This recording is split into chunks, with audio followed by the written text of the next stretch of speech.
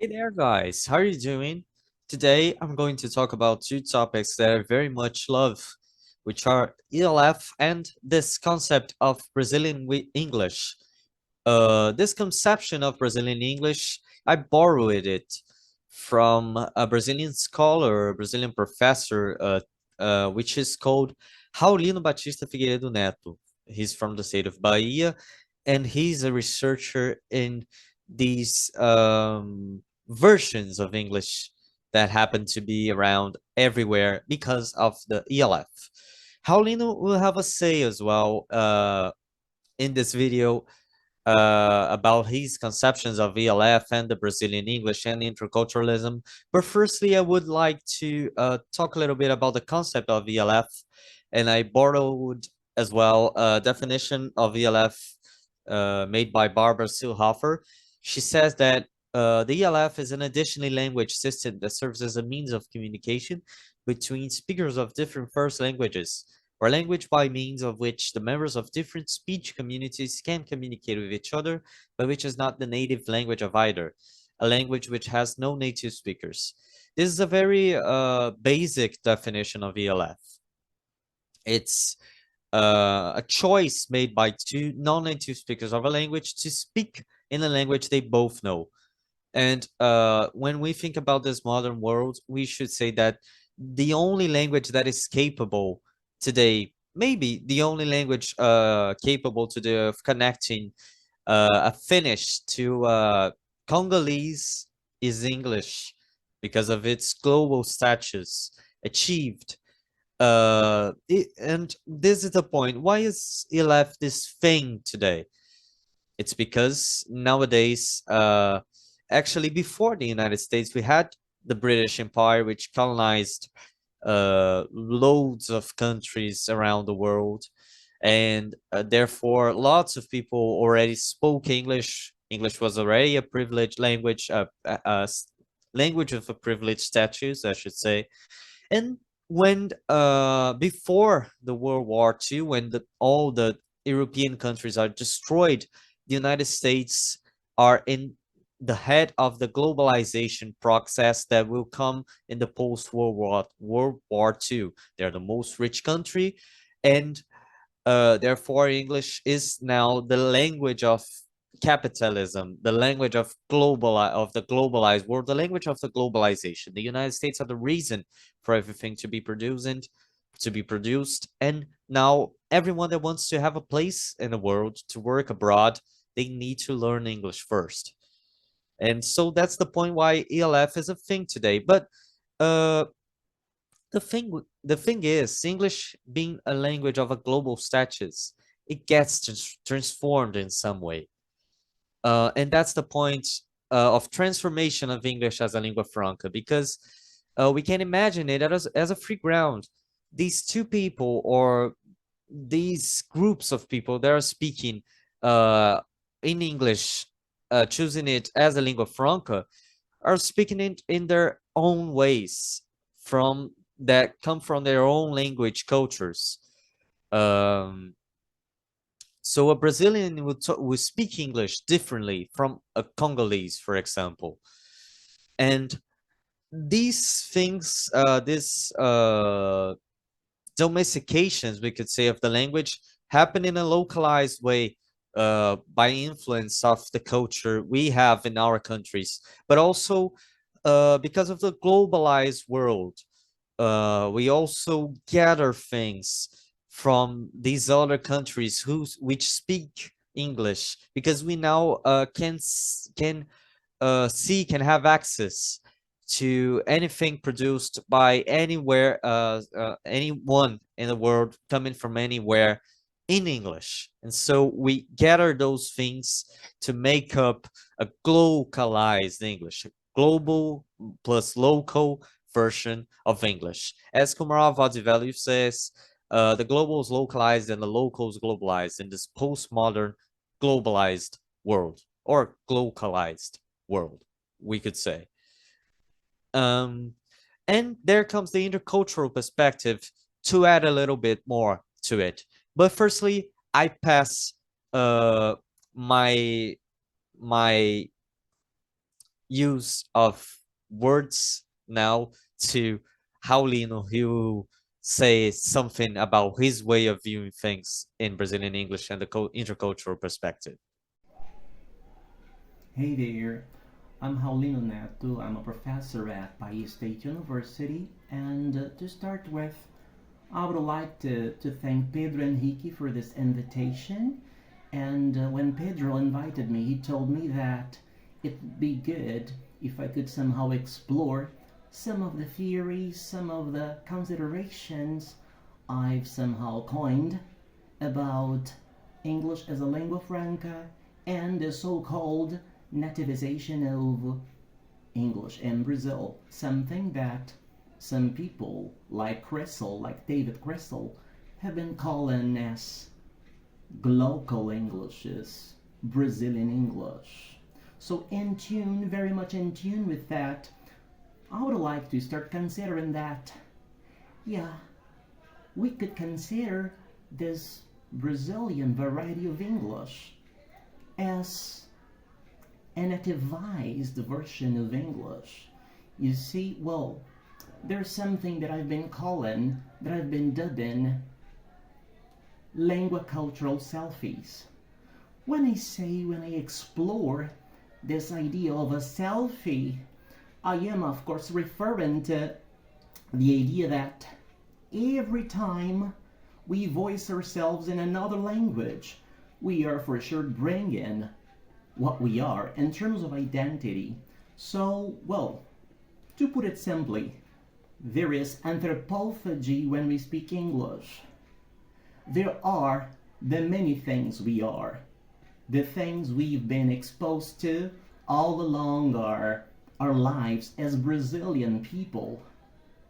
And I would even add that what happens when we utter is, you know, is the total, I would say, the total onset of something I call localized semiotics.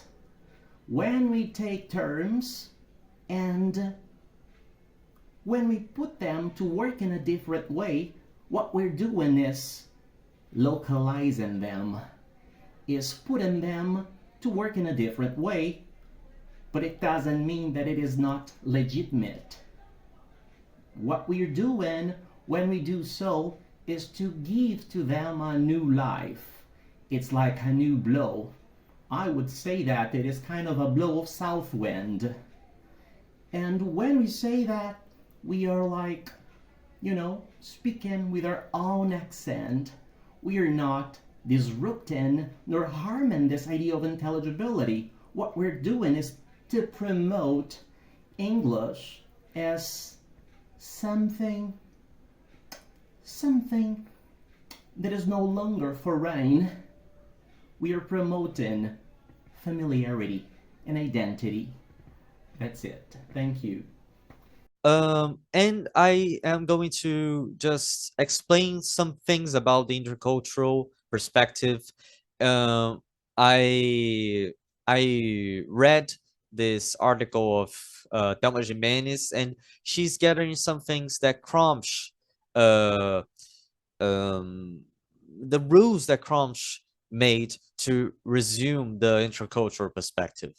The interculturalism establishes a space of interculturalism, not a trade between cultures, but a bonding of cultures that has a extreme relation with uh, the globalized world, and the teaching of culture as well as an interpersonal process. And it is necessary to understand that this crossbreeding, that Rajagopalan, he coins his that word for the language culture processes of bonding, is not exactly an option, but very much more like a condition of the post-modernity.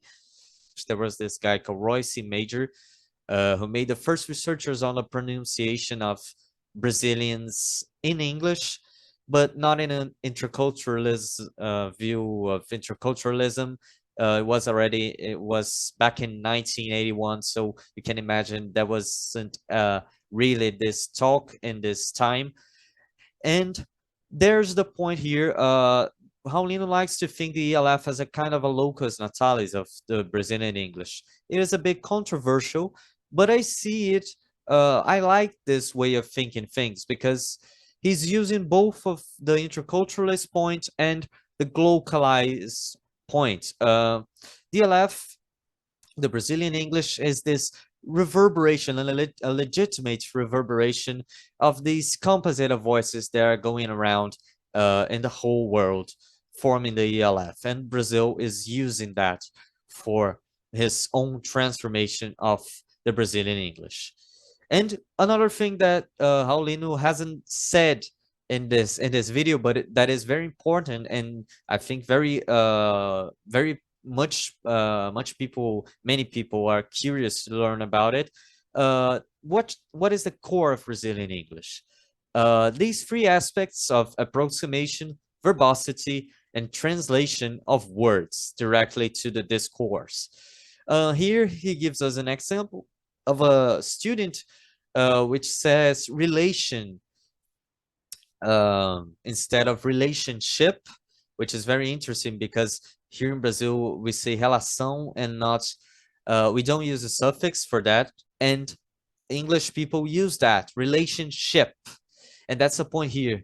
This student was trying to make an approximation with himself, with his language culture, or his native language culture. There's also the translation of words like tranquil and chatice to the discourse. They're used, as David Crystal says, without gloss.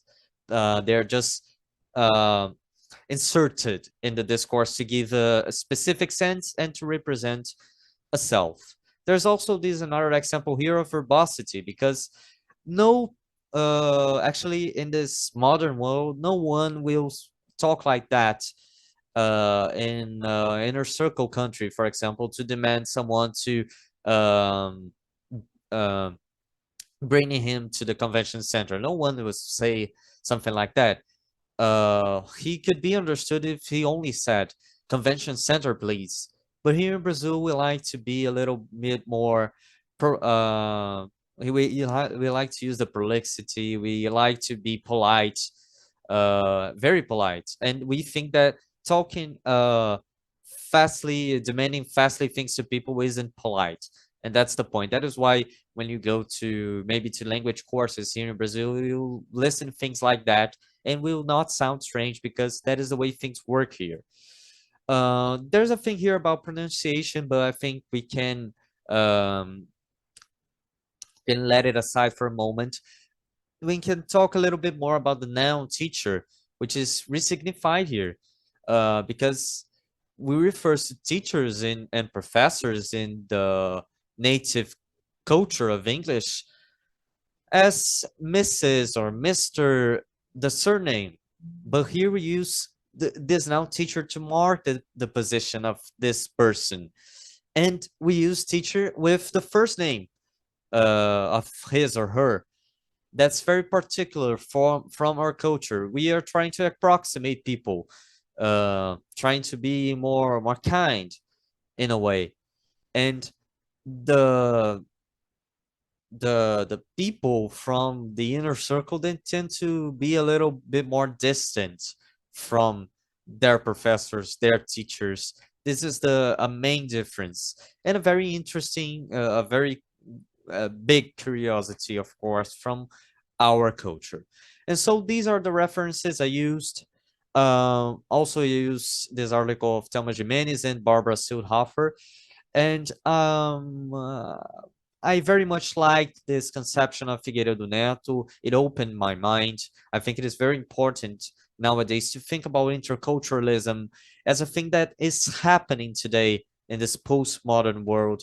And we want a world that in which everyone can be accepted, can be comprehended, can be included.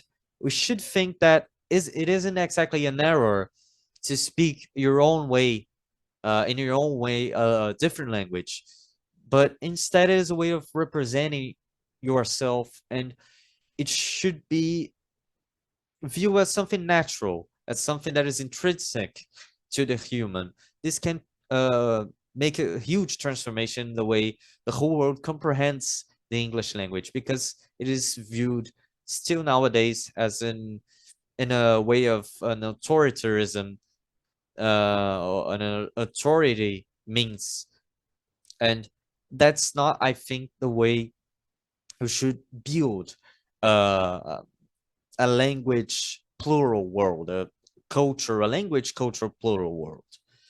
And so that's it. I hope you've enjoyed the video. I thank again Raulino for his participation here. I hope you've enjoyed, and until next time, thank you.